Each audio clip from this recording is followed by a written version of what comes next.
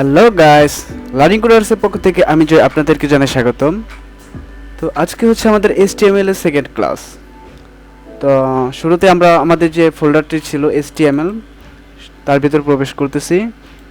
তো যেহেতু আজকে সেকেন্ড ক্লাস, তো আজকের জন্য একটি ফোল্ডার তৈরি করে নিচ্ছি।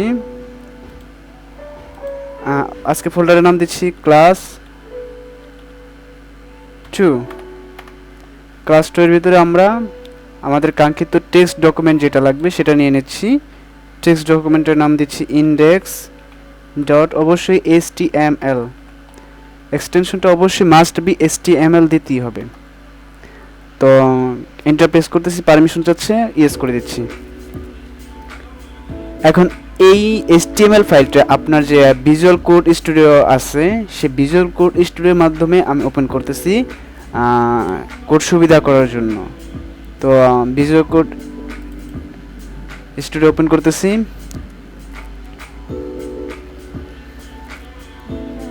এখানে যে ওয়ার্কশিটটা কাজ করতেছি সেটা এখান থেকে কেটে দিচ্ছি। তো এটা বড় করে নিচ্ছি। তো এখন আমরা ফাইল থেকে ওপেন ফোল্ডারে ক্লিক করব। ওপেন ফোল্ডার, আজকে হচ্ছে আমাদের ক্লাস 2 সিলেক্ট করতেছি, দেন সিলেক্ট ফোল্ডার। আমাদের ফোল্ডার সিলেকশন হয়ে গিয়েছে। এখন আমাদের ফাইল সিলেক্ট করতে হবে। তো আমরা যে ফোল্ডারের ভিতরে আছি সেই ফোল্ডারের ভিতরে একটি ফাইল আছে index.html, আর কোনো ফাইল নেই। তো যার কারণে এখানে একটি ফাইল ইস্যু করেছে। তো আমরা ফাইলটাকে অ্যাক্সেস করার জন্য ক্লিক করব। ক্লিক করার পরে আপনাদের ডান পাশে নতুন করে HTML যে ফাইলটা আছে সেই ফাইলটা পপ আপ হয়ে ওপেন হবে। তো এখন আমাদের HTML যে বেসিক স্ট্রাকচারটা আছে সেটা নিয়ে আসতে হবে। তো ভুল লিখেছিলাম, HTML ক্লোন 5 লিখে এন্টার প্রেস করলে HTML এর বেসিক স্ট্রাকচার চলে আসবে। তো আজকে হচ্ছে আমাদের ক্লাস 2। তো আমাদের যে ওয়ার্ড ফাইলটি ছিল কোড করার জন্য, তো আমরা সেটা ওপেন করতেছি। হ্যাঁ, এটা হচ্ছে আমাদের সেই ওয়ার্ড ফাইলটি।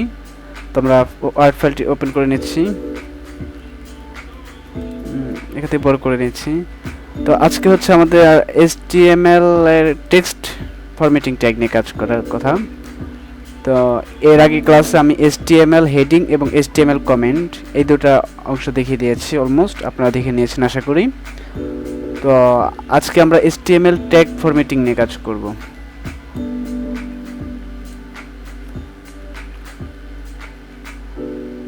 মিনিমাইজ করে দিচ্ছি। হ্যাঁ, এখানে আমরা ডকুমেন্টের জায়গায় লিখে দিচ্ছি কি text formatting, TEX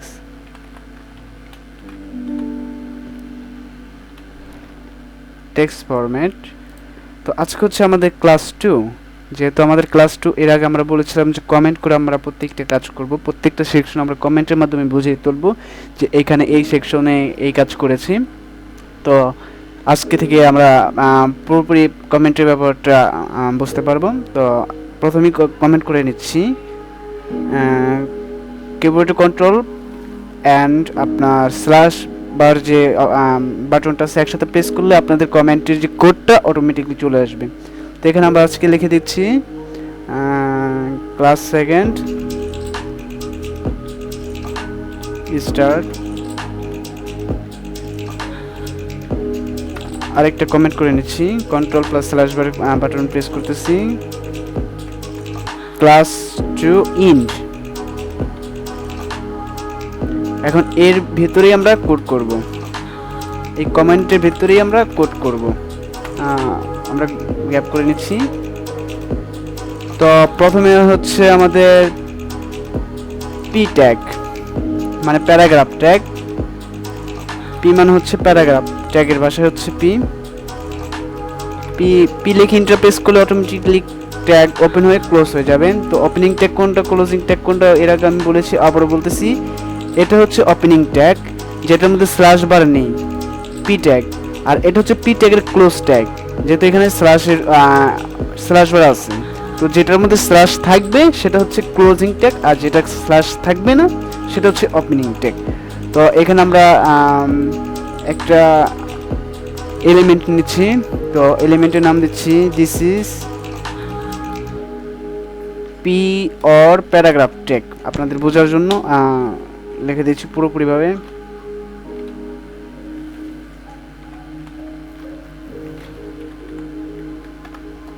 paragraph tag, এখান থেকে আমরা লাইভ সার্ভার ওপেন করব। লাইভ সার্ভার ওপেন করতে হলে এখানে এসে মাউসের রাইট বাটন ক্লিক করে ওপেন উইথ লাইভ সার্ভার, আমাদের যে বাই ডিফল্ট যে ব্রাউজারটা থাকবে সেই ব্রাউজারের সাথে আপনার লাইভ সার্ভারটি ওপেন হয়ে যাবে। হ্যাঁ, আমাদের দেখছেন লাইভ সার্ভার ওপেন হয়ে গেছে, লেখা আছে this is P or paragraph tag. তো এটার কাজ পুরোপুরি বুঝতে গেলে আমাদের আরও টেক্সট দরকার। তো আমরা লরেমের 100 ডামি টেক্সট নিয়ে আসতেছি। পি ট্যাগ,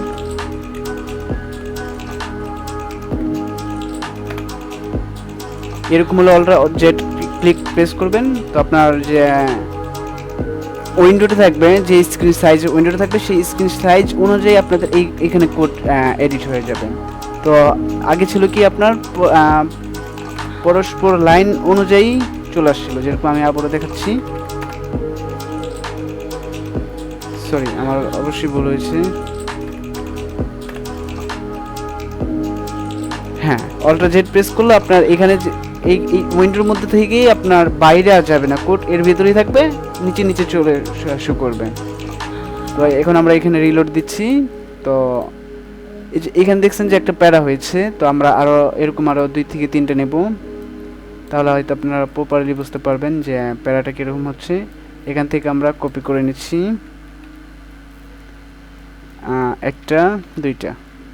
হ্যাঁ, এখানে আউটপুট দেখতে পাচ্ছেন, এইখান থেকে একটা প্যারা হয়েছে, তারপর এইখান থেকে একটা প্যারা হয়েছে, এখান থেকে আরেকটা প্যারা হয়েছে। এটা হচ্ছে পি ট্যাগের কাজ।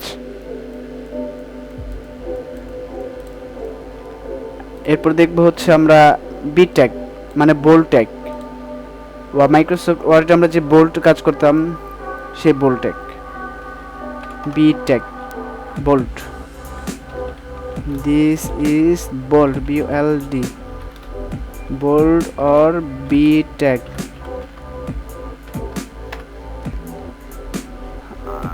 রিলোড করে নিচ্ছি, এখানে আসছে this is bold or B tag. আশা করি বুঝতে পেরেছেন যে আপনার যে ট্যাগটা থাকবে সেটা কি বোল্ড হয়ে যাবে। তো এটা যদি আমরা H1 এর ভিতরে রাখতাম তাহলে কি হতো আমরা একটু দেখি। H1, Ctrl+X কাট করে এই বোল্ডের পেছনে আমরা ট্যাগটা ক্লোজ করে দিচ্ছি।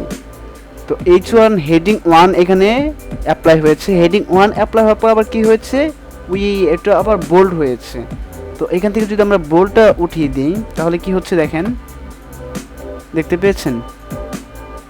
আর যদি আমরা বোল্ড দেই তাহলে এটাই আরেকটু বোল্ড হবে। আশা করি বুঝতে পেরেছেন। বোল্ড ট্যাগের কাজ শেষ। এখন আমরা দেখব strong tag.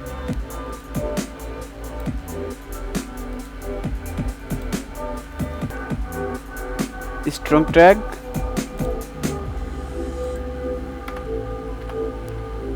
STR, strong tag.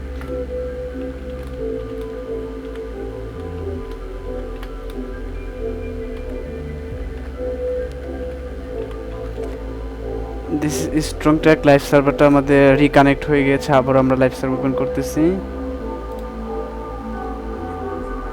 Strong tag আর বোল্ড ট্যাগ একই কাজ করে, মানে একই ধরনের কাজ করে। তো আমরা বোল্ড ট্যাগটা কখন ইউজ করব, ডেভেলপার পারপসে আমরা ইউজ করব। এক একটা সেকশনে বোল্ড এই স্ট্রং ট্যাগ একটাই ইউজ করা যাবে। যেরকম এখানে আমরা কি মনে করেন একটা হেডার সেকশন রাখলাম, হেডার সেকশনে মনে করেন সাপোজ এটা আমাদের একটা পোর্টফোলিও ওয়েবসাইট, মনে করেন এইটাই আমাদের একটা পোর্টফোলিও ওয়েবসাইট। তো এটা হচ্ছে আমাদের হেডিং, এই হেডিংয়ের ভিতরে আমরা একটাই স্ট্রং ট্যাগ কাজ করতে পারবো। তারপরে এটা হচ্ছে আমার কি সিভি মনে করেন বা ওয়ার্ক স্কিল, এখানে হচ্ছে আমরা একটা স্ট্রং ট্যাগ ইউজ করতে পারবো। তো স্ট্রং ট্যাগের লিমিটেশন আছে কিন্তু বোল্ড ট্যাগের লিমিটেশন নাই। এটাই হচ্ছে আপনার স্ট্রং ট্যাগ আর বোল্ড ট্যাগের মধ্যে ডিফারেন্ট। তো সুবিধার জন্য আমি এখান থেকে H1 যে ট্যাগটা ছিল সেটা আমরা উঠিয়ে নিচ্ছি, তাহলে অবশ্যই হয়তো আপনারা বুঝতে পারবেন যে এক্স্যাক্টলি এক কিনা। হ্যাঁ, H1 আমরা উঠিয়ে নিয়েছি। প্রয়োজনে এখানে আমরা একটা বিয়ার ট্যাগ দিয়ে দিচ্ছি লাইন ব্রেক করার জন্য। এখন দেখেন কম্পেক্ট করে দেখেন কোনো ডিফারেন্ট আপনারা বুঝতে পারেন কিনা, আমি হয়তো বুঝতে পারিনি। এখন যদি আপনারা বুঝতে পারেন অবশ্যই কমেন্টের মাধ্যমে জানাবেন। তো এখন হচ্ছে আমাদের আই ট্যাগ নিয়ে কাজ করা, মানে ইটালিক ট্যাগ। আই ট্যাগের কাজ হচ্ছে italic tag. This is I tag, I or italic.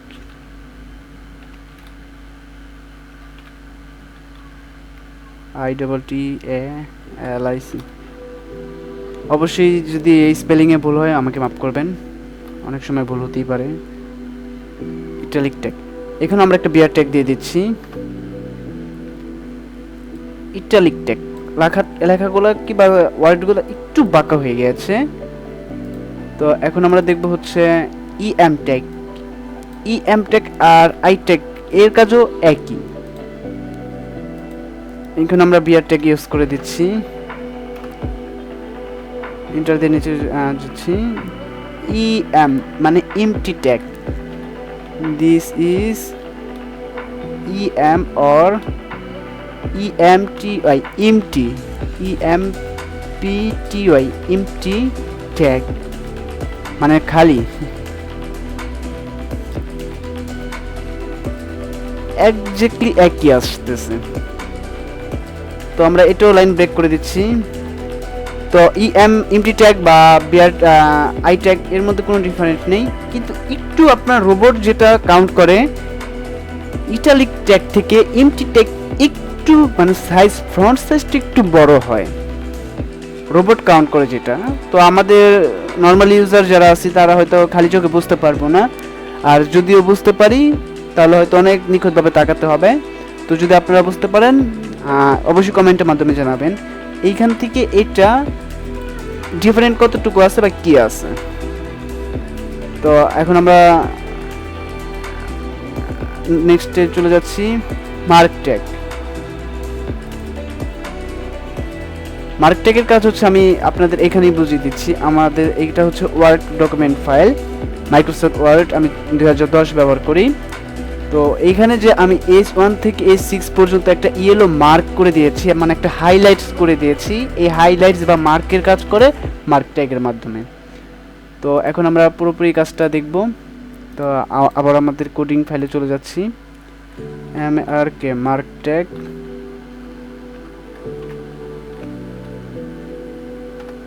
mark tag, this is MRK mark tag।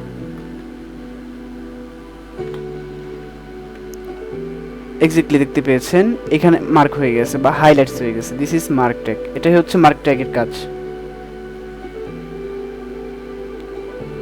এখান থেকে আমরা লাইন একটা ব্রেক করে দিচ্ছি, ব্রেক করে দিলাম।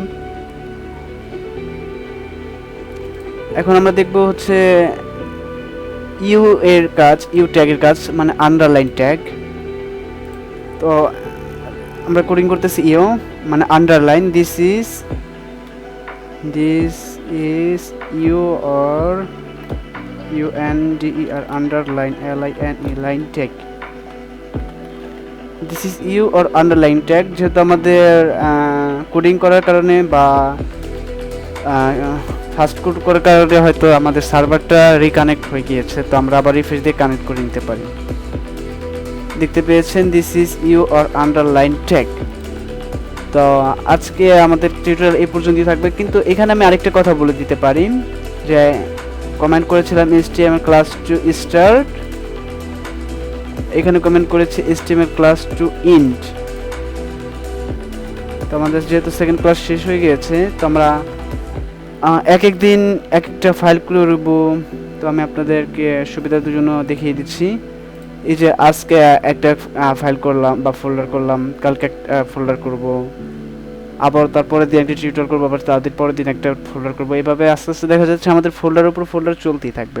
তো এই ফোল্ডারের ঝামেলা কমানোর জন্য আমরা কি করতে পারি, ক্লাস 2 এ আমরা যে কোডটা করেছি সেই কোডটাই আমরা ক্লাস 2 এ না রেখে ক্লাস 1 এর ভিতরে রেখে দিতে পারি।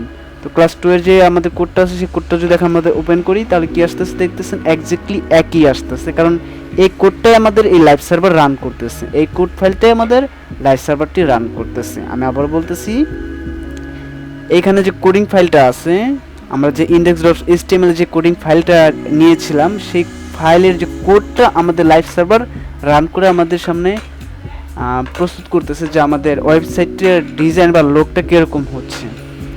তো আমাদের ফোল্ডারে ঝামেলা কমানোর জন্য তো আমরা এইখানে বারবার ফোল্ডার করে না করে আমরা কমেন্টের মাধ্যমে একটা ফোল্ডারের ভিতরে কোডগুলো করে নেব বা রেখে দেব। তো এখানে আমরা যে কোডগুলো করেছি তো এই কোডগুলো কি করব, এখান থেকে কাট করে নিচ্ছি Ctrl+X। তো আমাদের ক্লাস 1 যে ফোল্ডারটা বা ফাইল আছে সেই ফাইলটা আমরা অ্যাক্সেস করব। আগে ফাইল অ্যাক্সেস করতে গেলে অবশ্যই আমাদের আগে ফোল্ডার ওপেন করতে হবে বা ফোল্ডার অ্যাক্সেস করতে হবে। আমরা ফোল্ডার অ্যাক্সেস করতেছি, হ্যাঁ HTML ফাইলের ভিতরে চলে আসি। ক্লাস 1 সিলেক্ট করে দিলাম। এখন আমাদের ক্লাস 1 ফোল্ডার সিলেক্ট হয়েছে। এখন ফাইলটাকে কি করতে হবে, অ্যাক্সেস করতে হবে। তো ফাইলটা কীভাবে অ্যাক্সেস করতে পারবো, যদি এরকম আপনাদের ভিজুয়াল কোড বা বিএস কোডটা এরকম ড্যাশবোর্ডে চলে আসে তখন কি করবেন, আপনারা এই কোণায় ফাইল এক্সপ্লোরে ক্লিক করবেন, তো আপনাদের ফাইলটা পেয়ে যাবেন। তো ফাইলে ক্লিক করবেন, ফাইলটা অ্যাক্সেস হয়ে গেছে। তো আবারও ক্লিক করলে চলে যাবে, কোড করার যে আপনি জায়গা পাবেন বেশি। তো এখানে আমাদের গত ক্লাসে ক্লাস 1 মানে যেটা ছিল হেডিং ট্যাগ স্টার্ট হয়েছে, হেডিং ট্যাগ শেষ হয়েছে। এখন আমাদের ক্লাস 2 স্টার্ট হলো, ক্লাস 2 শেষ হলো। আমরা যে কোডটা কপি করে কাট করে নিয়ে আসছিলাম সেটা এখন পেস্ট করে দিব, Ctrl+V পেস্ট করে দিলাম। হ্যাঁ এই যে দেখতে পেয়েছেন আজকে আমরা যে কোডগুলো করেছি সেটা এখানে আসে। Class 2 start, class 2 end. এই যে আমি অল্টার জেড ব্যাপারটা যে বলেছিলাম কিবোর্ডের কোড করার জন্য, এইখানে দেখেন আপনার এই লাইনটার কোড কিন্তু চলেই গিয়েছে, মানে এই মাথা থেকে ওই মাথায় চলে গেছে। আমরা এভাবে যদি টান দিয়ে স্ক্রল করি তাহলে আমরা বুঝতে পারতেছি যে কতটুকু চলে গেছে। আশা করি বুঝতে পারছেন, মানে যে পর্যন্ত আমাদের কোড ছিল যাচ্ছে আর থামছে না। তো এটা আমরা ব্রেক করার জন্য বা কাঠামো স্ট্রাকচারটা সহজ করার জন্য, আমাদের কোডিংয়ের সহজতার জন্য আমরা Alt+Z একসাথে প্রেস করলে আমাদের ড্যাশবোর্ডটা এবার মানে নিচে শো করবে। তো আশা করি বুঝতে পেরেছেন। তো আজকে পর্যন্তই সবাই ভালো থাকবেন, দেখা হবে আগামী পর্বে।